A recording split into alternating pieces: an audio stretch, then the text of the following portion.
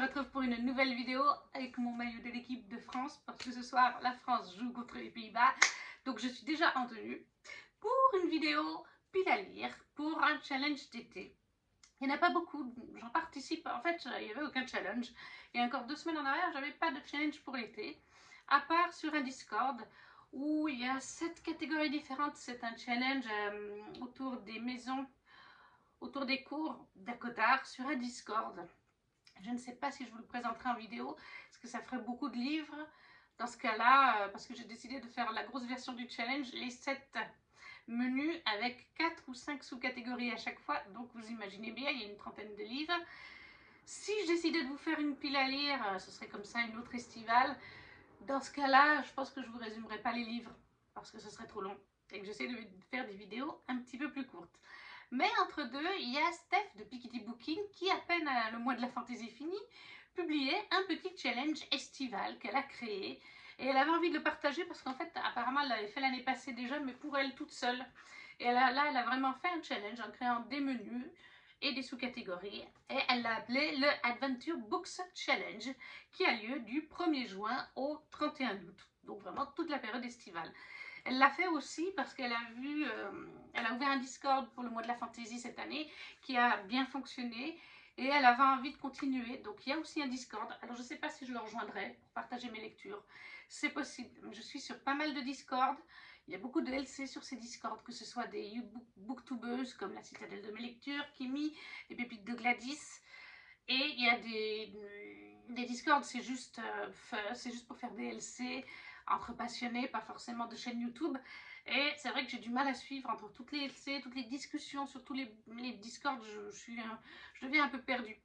Donc je ne sais pas encore si je me mettrai sur le Discord, mais je vous mettrai le lien en barre d'infos, comme de la vidéo explicative de son petit challenge. Mais moi j'ai décidé de le faire. Alors, il y a 3 menus et 3 sous-catégories, ça fait 9 livres. Steph a publié sa vidéo la semaine d'après ou quelques jours plus tard. Elle a mis en fait toute une pile à lire, une pile à mood si on veut. On choisit dedans. Moi j'ai décidé de mettre un livre à chaque fois par catégorie parce que selon les LC sur les Discord où je suis, il y a des livres qui s'ajoutent dans le mois, des livres que j'ai envie de lire qui s'ajoutent plus tard, qui sortent plus tard. Du coup j'ai préféré mettre qu'un livre plutôt que d'en mettre plein et puis d'après que ça prenne 3 heures en vidéo. Le premier menu de ce challenge, c'est tortue de mer et crème solaire.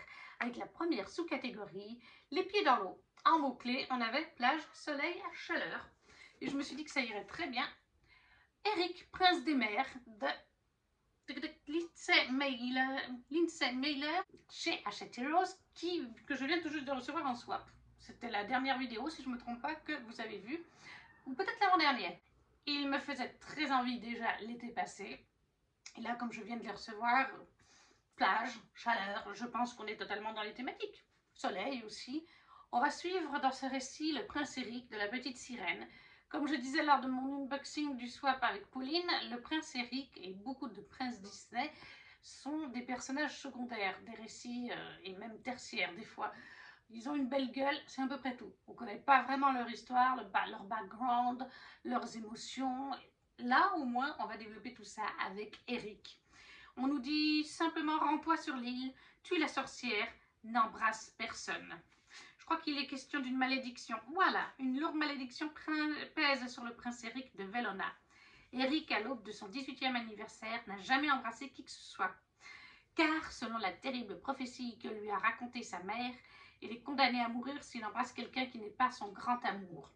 Voilà, je ne veux pas en lire plus, on est vraiment sur le Disney. Donc vraiment, on reprend le Disney, seulement on est du point de vue d'Eric, où on lui met toute une malédiction et tout un background. Donc moi, ça m'intéresse forcément. Donc, Eric, prince des mers, chez Hachette Heroes de Lindsay Miller, pour la première sous-catégorie, les pieds dans l'eau. En deuxième, nous avons buffet à volonté avec tout ce qui te plaît. Donc là, au moins, c'était large. Et tout ce qui me plaît, j'avais pas encore fait mon binge watching d'Anatrice cette année, donc je le commence.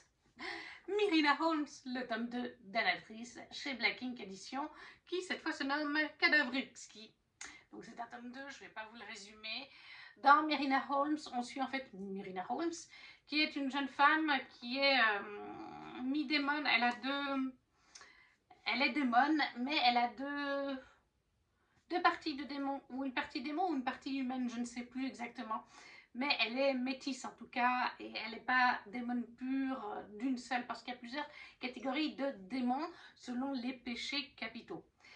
Et elle est en fait enquêtrice pour un bureau spécial démonologie, si on veut.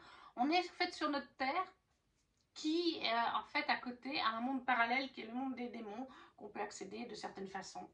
Donc en fait, Myrina, elle peut aller d'un monde à l'autre, elle enquête, elle tue des démons pour le compte de ce bureau qui traque, voilà, les démons qui vont faire des conneries, en fait, hein, si vous voulez, qui vont pas être sages, etc. Et à côté de ça, vous avez sur le monde des démons, vous avez tout le royaume des démons, avec la hiérarchie, la politique qui va avec, et vous avez Kellen Willis, qui est un haut placé dans la chaîne des démons. Lui, il a carrément les 7 péchés capitaux. Voilà, il est démon des 7 péchés capitaux. Donc, autant vous dire que c'est un sérieux mix, qu'il est sérieusement fort. Sauf que Kellen Willis, c'est comment dire, un gros connard, que Myrina ne peut pas se voir en peinture. Parce que comme c'est un homme politique dans le monde des démons, ils ont des chaînes TV et tout ça, donc elle le voit en interview, etc. Jusqu'au jour où Myrina va découvrir que sa sœur couche avec Kellen Willis. Et que sa sœur d'ailleurs y est attachée à Kellen. Donc autant vous dire que c'est pas la joie pour Myrina, qui ne peut pas le saquer, même si elle le trouve canon absolument, elle ne peut pas le saquer, et en plus c'est le mec de sa sœur. Donc elle se met des limites, sauf que Kellen, lui, il n'a aucune limite, c'est pas parce qu'il est avec une nana qu'il ne va pas voir ailleurs, et il va se mettre à draguer notre chère Myrina de manière pas discrète du tout. La seule qui s'en rend pas compte, c'est la sœur, hein, la pauvre. Myrina tentera de résister, craquera-t-elle ou pas dans le tome 1, dans le tome 2, ça je ne vous dirai pas. Mais entre les deux, il y a un sacré tempérament. Chacun a vraiment une sacrée personnalité. Et ça fait des étincelles, de toute façon, ça c'est clair et net, qu'il y a des étincelles entre eux. Donc là, c'est le tome 2. C'est pour ça que je ne vous parle pas du résumé, ou des fois que ça spoil la fin du tome 1. Donc, Myrina Holmes, Danatrice, le tome 2, chez Black Ink Edition, pour la sous-catégorie buffet à volonté. Ensuite, on passe à la sous-catégorie amour de vacances avec les thématiques amitié, rencontre, romance. J'ai pris la thématique romance et rencontre. Anatrice, le prince charmant existe, il est italien et tueur à gages. En format poche chez Hugo, en grand format chez Black Ink Edition. Voilà. Donc je vous ai dit, je n'avais pas encore commencé Dublin Witchy des Anatrices cette année. Là, j'en suis sur le premier. Donc là, on est avec... On est avec Robin, jeune mère célibataire au langage fleuri, maladroite et tatouée. Le seul prince charmant auquel je crois est le héros de contes que je lis à ma fille tous les soirs. Mon ex a failli me démolir et jamais plus je ne laisserai un homme me briser. Ma princesse et moi, c'est nous deux contre le reste du monde. Donc, je ne succomberai pas aux beaux yeux turquoise du grand ténébreux solitaire qui s'est installé dans l'appart juste en face de chez moi. Je ne me vautrerai pas à ses pieds en me demandant si je n'ai pas oublié d'enfiler une culotte sous ma robe. Et bien sûr, je ne le frapperai pas au visage avec une courgette génétiquement modifiée. N'empêche, le mystère qui auréole ce superbe spécimen italien m'attire irrésistiblement, même si la plupart du temps, il reste de marbre en ma présence. La pin-up volcanique fera-t-elle fondre la carapace glacée du tueur à gages? Voilà, c'est du Anatrice. Anatrice, c'est multigenre. Soit ça va être de la romance avec des thématiques fortes et plutôt avec des moments rigolos, mais quand même assez intenses comme Epicurus Temptation. Soit ça va être de la romance déjantée comme Christmas Park, comme Mon coloc fait son cinéma, et comme celui-là. Soit ça va être de la dark fantasy, soit ça va être de la romantasy. Voilà, Anatrice est multifonction, on va dire, au niveau de ce qu'elle peut écrire. Moi, j'ai très hâte de le lire, surtout que là, je suis en train de finir mon premier Anatrice de l'année. Mon coloc fait son cinéma, que je suis en surkiff total. Donc, pour cette troisième sous-catégorie, amour de vacances avec amitié, rencontre et romance, le prince charmant existe, il est italien et tueur à gages d'Anatrice chez Hugo format poche ou Black Ink pour le grand format. Et ça va vite, on a déjà fini le premier menu. Le deuxième menu, c'est sac de rando et apéro. Avec en première sous-catégorie, pansement pour ampoule. Avec en mot-clé soins, guérison, douceur, doudou. J'ai plutôt opté pour les mots soins, guérison, parce que je pense, vu la description, vu le résumé, que ça peut rentrer dedans et j'avais très envie de le lire. Hors limite, le tome 1, Fire and Ice de Rebecca Yarros chez Eden Édition. En plus, ce sera mon premier de la maison d'édition Eden ou du groupe City. J'ai découvert Rebecca Yarros comme tout le monde avec Four Wings et j'ai envie de la découvrir maintenant dans ses romances. J'en ai 2. Là, on nous dit, il suffit de 3 coups frappés à la porte pour que le monde d'Amber s'effondre. Des militaires sont venus annoncer la nouvelle tant redoutée, celle qui hante ses jours et ses nuits depuis sa naissance. Son père adoré vient de mourir au combat. Comment trouver la force de faire face, de soutenir sa famille en ruine? La jeune femme vit un véritable cauchemar. Jusqu'au jour où Josh Walker, l'ancien bad boy du lycée, qui la faisait tant craquer, refait éruption dans sa vie. Devenu coach de hockey, le jeune homme est toujours terriblement séduisant et d'un seul regard, il a le pouvoir d'apaiser toutes ses souffrances. Leur attirance est immédiate et intense, mais Josh a un secret. Un secret qui pourrait tout remettre en question et totalement détruire Amber. Voilà. Donc je me dis, vu le résumé, on est avec une jeune femme qui perd son père, qui est en deuil, donc qui a besoin de guérir, de reconstruction, de soins quelque part, hein, de prendre soin d'elle. Donc je me dis que ça peut rentrer. Voilà, on joue des fois large hein, sur les mots. Donc hors limite le tome 1, Fire and Ice de Rebecca Yarros chez Eden Édition pour la sous-catégorie pansement pour ampoule. En deuxième sous-catégorie, nous avons Marcher des kilomètres avec en mot-clé Nature Challenge, livre de plus de 400 pages. Et là, j'ai mis en ruine le tome 1 d'Angel Arkin chez les éditions Plume Blanche. À la base, je l'ai mis pour roman de plus de 400 pages. Et en fait, il fait moins de 300, il fait à peine 300 et quelques pages. Donc, je suis obligée. On va dire que je le mets pour challenge. Pourquoi challenge? Ça peut jouer quand même parce qu'en fait, pratiquement tout le catalogue Plume Blanche m'intéresse. Et j'ai une jolie pile à lire qui est là derrière. Je ne sais pas où vous êtes. Par là. Enfin bref, sur cet étage d'Anatrice, qui doit être par là plutôt. Enfin bref, il y a l'étage d'Anatrice. D'un côté, il y a les Anatrices. Et de l'autre côté, il y a les Plumes Blanches, en fait, que je n'ai pas encore lu. Les tomes 1. Les tomes 1 ont ceux qui me font le plus envie. Mais j'ai encore des Plumes Blanches sous le lit. Les tomes 2. Donc, à quelque part, on peut dire que c'est un challenge d'essayer de continuer de lire régulièrement des Plumes Blanches, vu que j'en pensais de, je crois, plus d'une dizaine encore à lire, et que j'ai encore plus d'une vingtaine de romans dans ma wishlist de Plumes Blanches. Voilà, on peut dire que c'est un challenge, lire les Plumes Blanches.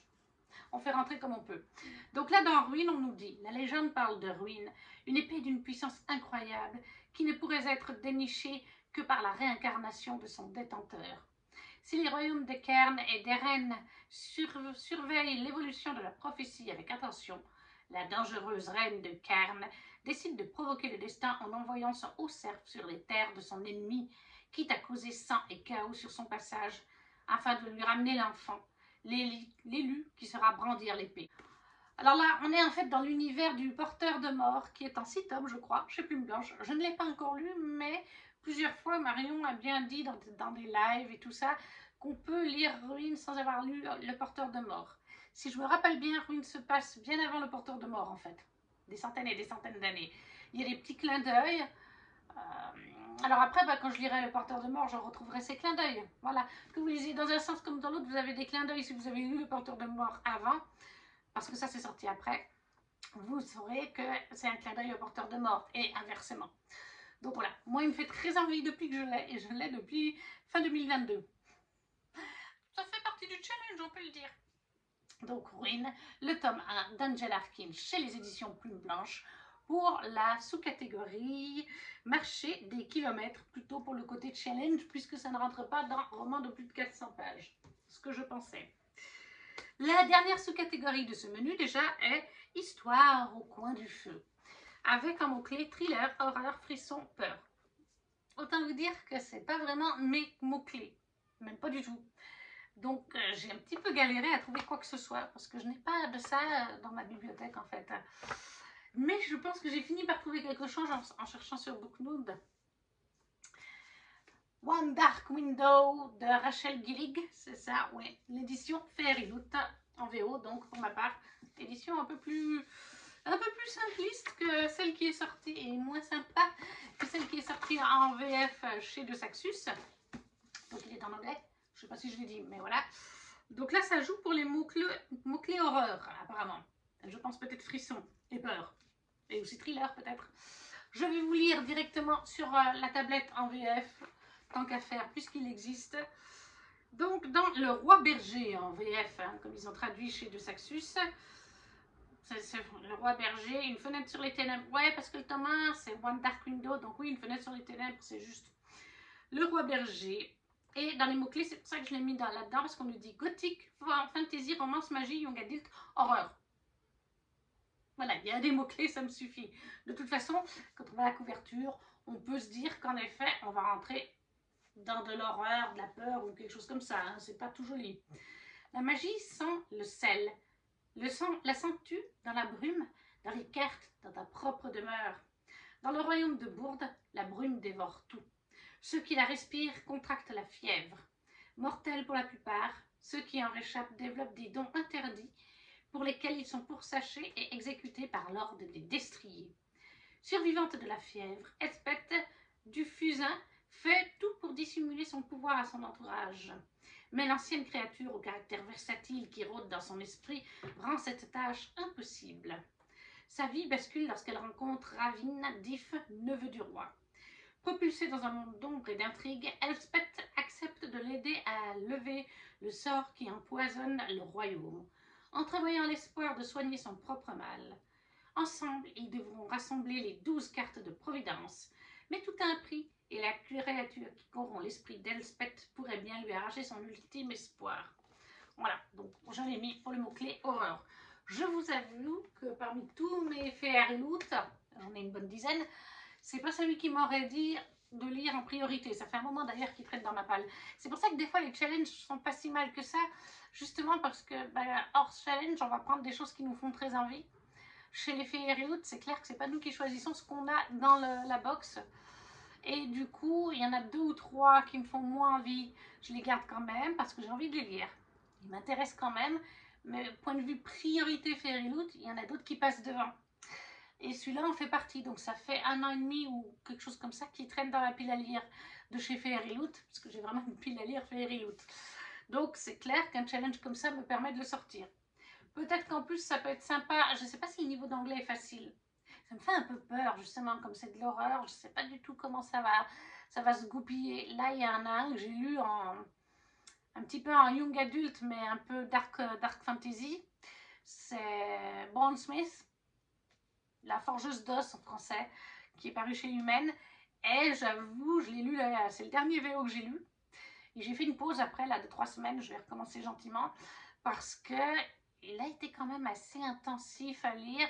Il y a des passages où il a fallu vraiment que je lise tout le passage pour comprendre en globalité, mais des petits détails, je suis passée à côté. Le plus gros, on va dire que j'ai compris à 85%. Donc c'est quand même, voilà, c'est bien hein, pour de la VO. Mais c'était pas, et j'ai peur que celui-là soit dans la même trempe avec un anglais, peut-être moins pratique à lire pour moi, moins sympa. Mais par contre, je vais le faire en LC avec peut-être avec Ludivine qu'il a acheté en VF. Donc par contre je lui ai dit en VO Ludivine je lis moins vite hein, donc c'est 30 à 40 pages par jour maximum. Mais voilà, pour le mot-clé horreur dans la sous-catégorie Histoire au coin du feu, One Dark Window de Rachel Gillig, édition Fairyloot donc en anglais, paru en français chez De Saxus comme Le Roi Berger, tome 1. Et on arrive déjà au dernier menu qui est musée et salon de thé, avec la première sous-catégorie vieille pierre, roman historique, personne âgée ou auteur décédé. Et donc ça rentre aussi bien pour roman historique que auteur décédé et même parfois que pour personne âgée. Les 7 sœurs de Lucinda Riley, paru au livre de poche. La sœur à la perle. On va suivre cette fois Cécé, Voilà, Céléano d'Apeliès. Pour vous lire à la mort de leur père, énigmatique milliardaire, qui les a ramenés des quatre coins du monde et adoptés lorsqu'elles étaient bébés, Céléano, CC et ses sœurs reçoivent chacune pour héritage un indice qui leur permettra de percer le mystère de leur origine. Le sien conduira CC jusque dans la chaleur et la poussière rouge de l'Australie. Elle y croisera le destin de Kitty McBride, qui, 100 ans plus tôt, a abandonné sa vie bien rangée à Édimbourg pour chercher une terre inconnue, le grain d'aventure dont elle avait toujours rêvé, ainsi qu'un amour qu'elle n'avait jamais imaginé. Pour cesser, ce vaste et sauvage continent pourrait lui offrir ce qu'elle croyait impossible, un sentiment d'appartenance et un foyer. La sœur à la perle est le 4e tome, blablabla. Voilà, je ne vais pas vous lire la fin, hein, c'est une saga en 8 tomes, si je ne me trompe pas. Donc je l'avance. Comme ça, après cette année, j'en aurais déjà fait 2. Je pense que cette année, je vais laisser après au chaud pour 2025. Mais Lucinda Riley, Les 7 sœurs, le tome 4, La sœur à la perle au livre de poche, il va totalement bien pour tout. Romance historique, auteur décédé, puisque malheureusement Lucinda Riley est décédée. Je crois c'est le tome sur Parsault, le dernier, le 8e, qui est coécrit avec son fils, Whittaker, je ne sais plus le prénom, parce que Lucinda avait commencé à l'écrire, qu'elle avait laissé plein de notes au cas où, justement, parce que je crois qu'elle a eu le cancer, quelque chose comme ça. En tout cas, elle avait une maladie et elle le savait. Donc, en fait, elle avait écrit plein de notes et c'est coécrit, donc c'est son fils qui aura terminé la saga pour qu'elle soit complète. Donc, on rentre dans tous les mots-clés parce que personne âgée, clairement, dans ces romans, il y a des fois tout d'un coup la grand-mère ou la mère ou l'arrière-grand-mère qui fait son apparition. Bref, tous les mots-clés rentrent. Donc, pour Vieille Pierre, Lucinda Riley, Les 7 sœurs. Après, en sous-catégorie, nous avons Art moderne. La pile à lire vient de se casser la binette. Et là, nous avons dernier entrée dans la palle. Alors, au moment où j'ai fait ma pile à lire, c'était le dernier entrée dans ma palle. Ce n'est plus le cas, mais c'est pas plus mal que j'ai mis celui-là parce que je voulais vraiment le lire cet été. Et c'est un Fairy Loot. Letters of Enchantment de Rebecca Ross et par Rebecca Yaros, le tome 2. Qui est donc en anglais, dans cette magnifique édition Fairy Loot. Je ne vous l'ai pas encore fait voir en vidéo ni rien. Voilà. Les VF sont très jolies, la VF du tome 1 est très jolie, mais regardez-moi ça. Non, franchement, je le préfère en VO. Et en plus, on a quelque chose derrière en VO. Chez De Saxus, il y a rarement quelque chose sur le cul du livre. Après, de l'autre côté, c'est la même, oui, c'est la même illustration, mais voilà. Et le petit jaspage que vous n'avez pas encore vu. Letters of Enchantment, Divine Rivalité en français du coup. On suit en fait Iris qui est une jeune femme qui, on est dans un monde des fantaisies qui ressemble beaucoup au nôtre, un peu vers la première ou deuxième guerre mondiale pour vous situer un peu le niveau technologique de ce roman.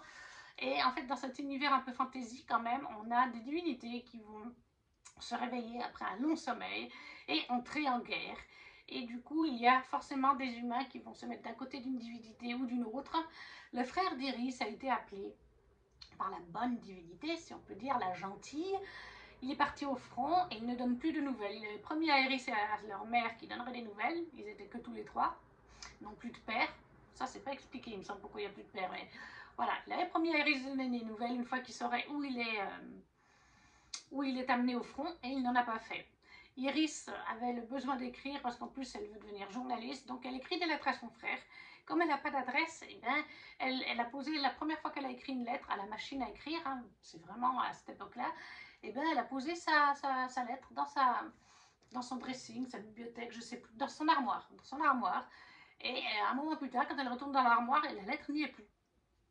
La suivante, pareil, les lettres s'envolent magiquement. Est-ce que ça vient de l'armoire, d'autres choses?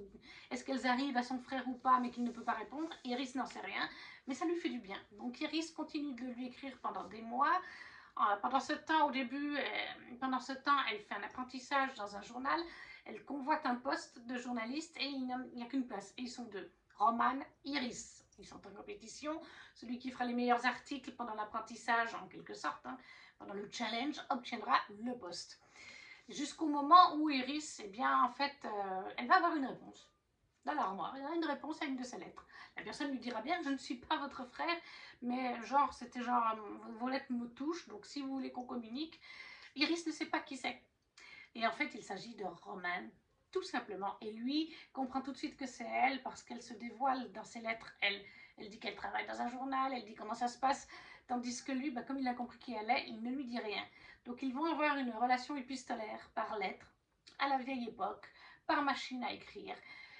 Et ensuite, il se passe plein d'autres choses. Voilà, on va même aller à un moment donné au front, mais je ne veux pas vous en dire plus. J'ai adoré le tome 1, ça a été un coup de cœur.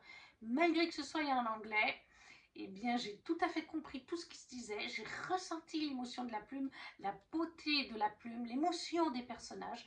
C'était beau, c'était poétique. Et ça me rassure parce que même maintenant qu'il est sorti en VF, et même à l'époque, les gens qui le lisaient en VO disaient les mêmes choses que moi.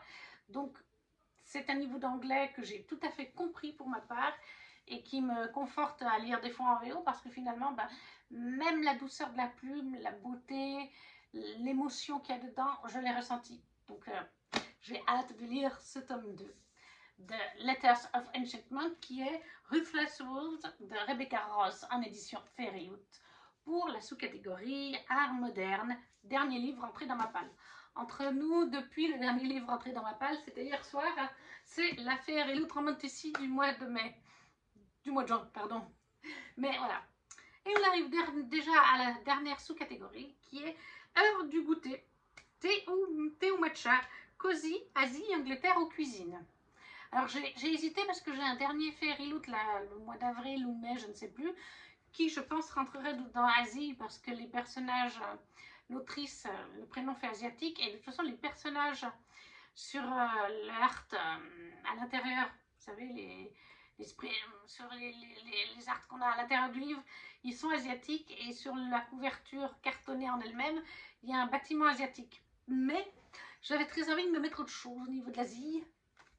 Donc voilà, les contes japonais par Shiitake et Vanessa Calico chez Le Héron d'Argent dans leur magnifique collection beaux livres.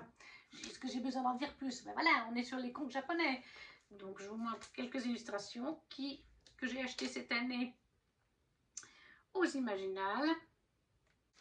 Voilà, par exemple, une très belle illustration avec double page avec un petit texte. Voilà, là on a un plus grand conte. La mise en page est toujours magnifique avec le Héron d'Argent, magnifique mise en page et les illustrations de Shiitake, quoi. Je pense que ça peut être pas mal parce qu'il me faisait de toute façon très envie. Parce qu'en fait, bon alors là c'est des contes japonais, mais je ne connais pas les contes et la mythologie d'Asie de manière générale. Que ce soit Japon, Chine, Thaïlande, tout ce que vous voulez. Je ne connais pas ces mythologies et ces contes-là.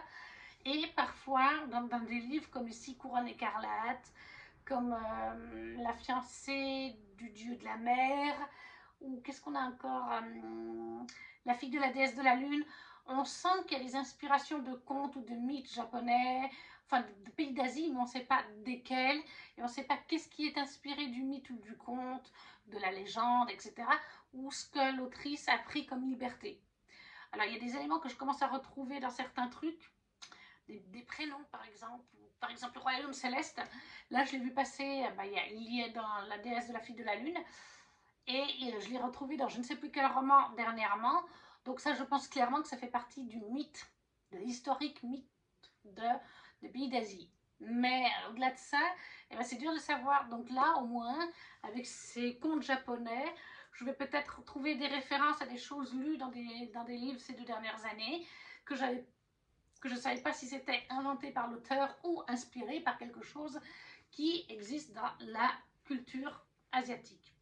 Donc, Contes et légendes contes japonais par Shiitake avec Vanessa Calico chez Le Héron d'Argent dans leur section beaux livres pour Heure du goûter, thé ou matcha pour la partie Asie. Et ça fait aussi cosy, hein, quelque part. Moi, j'ai envie de vous dire, les livres du Héron d'Argent, moi, je les trouve toujours très cosy. Très bon, très bon, ouais, je les adore. Et voilà, j'ai remis ma petite pile à lire en place, que vous puissiez la voir. Donc mes 9 livres pour ce petit challenge estival. N'hésitez pas à me dire en commentaire si vous avez lu certains de ces livres, s'ils vous font envie, si vous ne savez pas quoi mettre, un petit emoji, ou si vous participez au challenge de Steph aussi. Un petit smile, un petit pouce pour soutenir la chaîne, à partager si vous le souhaitez. Et nous, on se retrouve très vite pour une prochaine vidéo. Ciao, ciao!